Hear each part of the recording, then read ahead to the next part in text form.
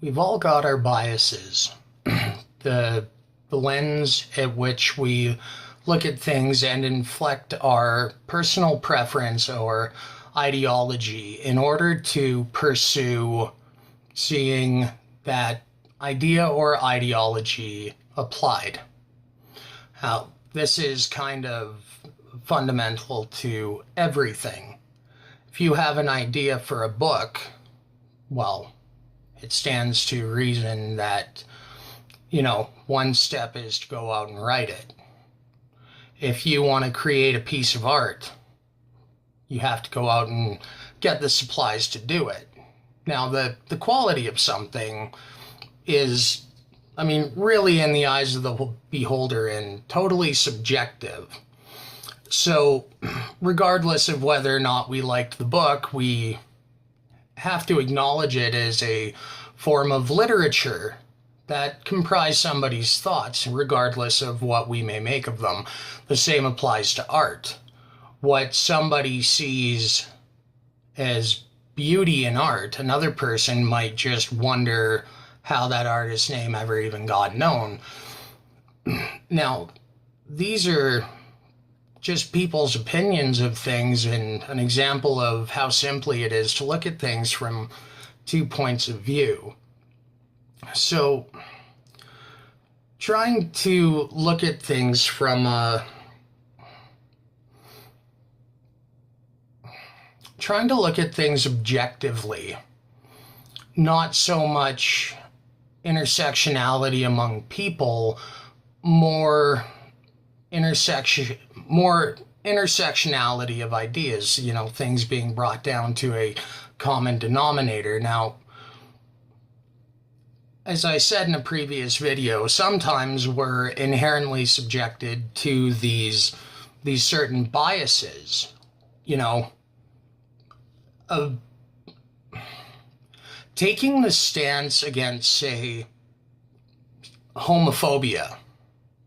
Now, your opinion of homophobia as a concept is simply, what it is. Somebody who holds a fear or a rational perspective of somebody else in which they act upon it or speak upon it, but they can be held accountable to what they say. Now, the bias towards that is bad. Same as racism, same as sexism, same as really any other ism that is rooted in a fundamentally flawed ideology.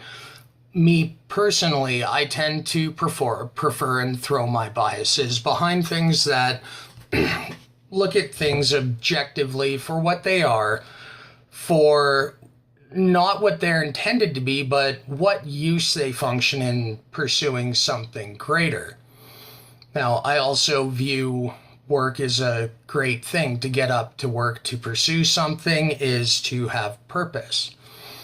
So, with that being said, and I'm sure many people can agree to that, there is also a bit of ethics and morals to be looked at in what purpose we serve as people. Now, objectively, you could say, is this constructive towards leading towards the goal, or deconstructive in that the pursuit is taking us away from it? Now,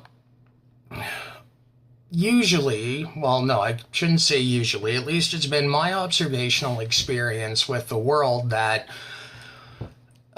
people tend to use the righteous goal of something in order to justify a dysfunction within the machine being left there unaddressed, because it is still contributing towards the goal.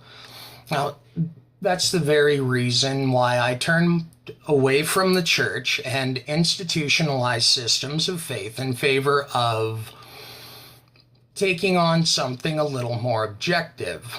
I wouldn't say I'm a man of religion, but I would say that I try to be a man of virtue. So, going along with ethics and morality, and let's move one step beyond that to the other side of the coin, which is the goal itself. Now, again, the aims of the goal, the morality and the ethics of the goal are, they come into question. At least I find, or at least that's what I look at. I see the goal and I see what the end's tolerance towards the means becomes.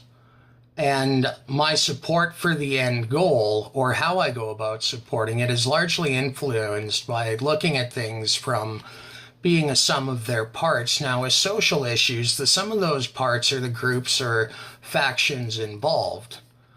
And there's a lot of back and forth, a lot of misrepresentation, a lot of lies. And we have an obligation to ourselves. At least I feel we have an obligation to ourselves as the top of the food chain, that there's a requirement there of us to try to be the best of what we can be. And a large hindrance of that comes from our own biases and our own subjective truths that we convince ourselves of. Now, we can all agree that sexism is wrong, but what do we do when the narrative behind multiple factions, not just the feminists, what's the motivations behind them? Well, you get some people who just want to watch the world burn. You get some people who take a good cause like combating sexism and using it as a reason to get away with some of the most unethical bullshit you can do. And this is a big problem, because these are essentially factions with an almost cult-like mentality to them, where the end justifies the means, and everybody not of their frame of mind is an enemy. And I can understand taking on that mindset, but I don't understand how people can go beyond the basic rules, conventions, and basic ethics and morals of conflict. If you view somebody to be an enemy, by all means, combat them where you are able to combat them on even ground. But how can you say, how do these people get away with saying that the wrong they're doing is right because in their minds the goal is better for everybody? It's not better for everybody, because in order to get there, you've had to shove out anybody of dissenting opinion. So you can, say it includes everybody except everybody else. So the goal is really beneficial to these people. And my opinion of it is that if there's means in public forum to engage people and to hash out a dispute, then have it out with them there. But I can't for the life of me understand the ridiculousness and stupidity of the Twitter outrage mob mentality. I can't. I'm totally baffled by it. Not because I don't understand that they're convinced of their enemy and convinced of the righteousness of what it is they pursue. I can't understand how people could be so degenerative in any sense of civility while claiming to know right and wrong as to go outside any type of boundaries of acceptable engagement to try to affect people's work. Because, I mean, work is paramount. What we spend most of our time doing very much is a representation of us. And if we're malcontent, all the more. But if we're not, all the better. So when on one side of it, you have people that are professionals in their industry, established names with their careers and work portfolios built up. And obviously they rose to the top of their food chain, or I mean, at least rose up to where they are, being able to do what it is they do for a living that most people can't, and have to have their attempts at their livelihood interfered with. That's disgusting. I mean, I build houses for a living. I make these videos in my spare time. So if somebody was offended by what I said and they went after me business-wise, I mean, thankfully my industry isn't really subjected to that, but it's disgusting human behavior. Because you're not going after the person, you're going after a part of them that allows them to be who they are. So you're not really fighting on even ground here. And even worse yet, it's devolved from go after them, go after their jobs, to who do we know that knows about their family? Who do we know that knows about who they're associated with? And here's the absolute worst part of it, because the reality is that you don't need to directly say it under the context of publicly discussing trying to tear somebody down over petty resentment of their project being compared to another group's project, and them being compared to other people, and what they're assumed to represent being comparatively compared to what these people represent. The whole thing is that, what I'm getting at is that it's a whole bunch of comparison. And it's a lot of self-righteous autofellation. Yeah, sure. But at the same time, to a normal human being, the man with a wife, kid on the way, an established career, you know, with references and an entire backlog of people who could vouch for them and support them, compared to single, lonely, blue-haired cat lady whose greatest claim to fame is looking like an now obscure character from, like, what, 10, 15 years ago, who doesn't really have anything to go off of. Automatically, most of us are going to take the other side. And it's not a matter of whose life looks better. It's a matter of most of us just would refuse to support somebody that is unethical, misleading to the point of lies, and too cowardly to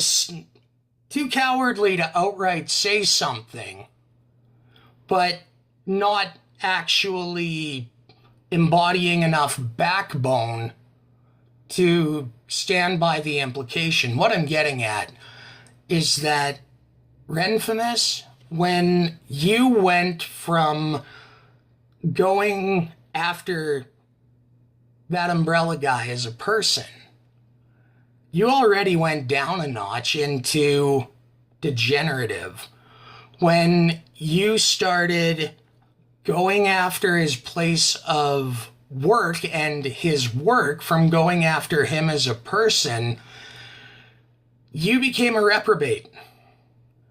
And when it devolved even further from that, closer to the troll that you look like, you went after a man's pregnant wife, holding in a public forum with other people, implying the same thing as you. but then turning around and saying, oh, I never said that. Well, you're goddamn rights you did. Trying to rally people in a public forum to feel like you should be propped up into actually carrying through with your threat. You went after a man's family, made yourself look like an idiot, and then you went after the kids, but not went after. Essentially, Ren, what you did was imply that a father's vicariously living out a pedo fantasy by naming a character in a comic book after his daughter, and with all of this other bullshit you're throwing around with that ass-backwards narrative going along with it, you're trying to be propped up by public support for calling Child Protective Services to break up a man's family and have his kids taken away. And from what I'm hearing, Tug's wife's pregnant and he doesn't have a... Well, yeah, he does have a kid. But, I mean, fuck me. Ren, you're a coward. And if you're cowardly enough to go there, have enough backbone to not need the public to prop you up on lies and bullshit, to follow through with it. You're a fucking disgrace to what you do. You're a terrible human being, and history is not going to remember you. Quit trying to cling to relevance, Ren. Let it go. Comicsgate is bigger than you are. So, fade away. Let people live their lives. And in exchange, we'll let you continue to go about being a bitch and not trying to drag you back into the public sphere to humiliate you. Goodbye.